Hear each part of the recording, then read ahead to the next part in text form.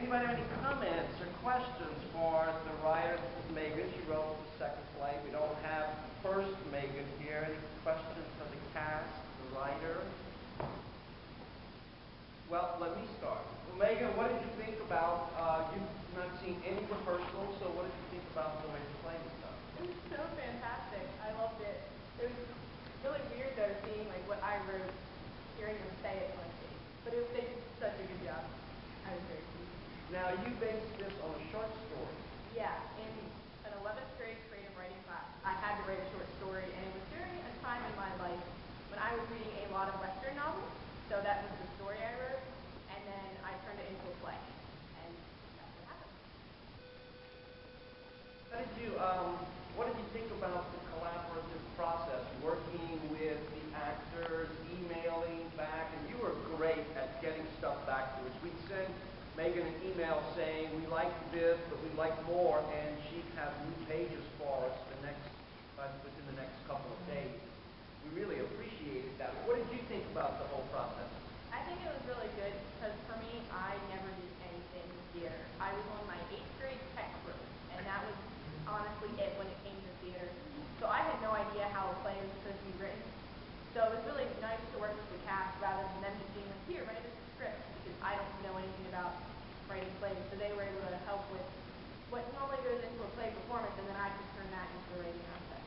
So it was really an interesting experience.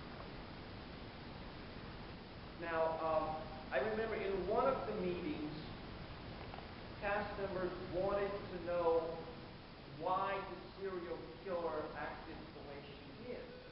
And it turned out that the serial killer had a cat thing, right? But you didn't have that in the first script.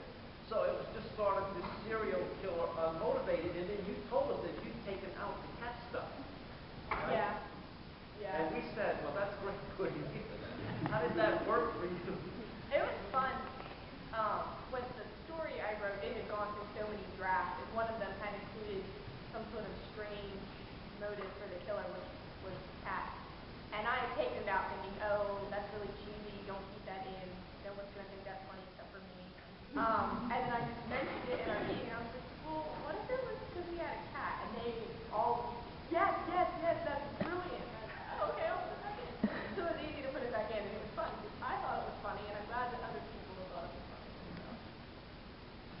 Well, let me ask the cast member. Okay. Any comments or questions? Yes. Where did you come up with the cat thing? Where did I come up with the cat thing?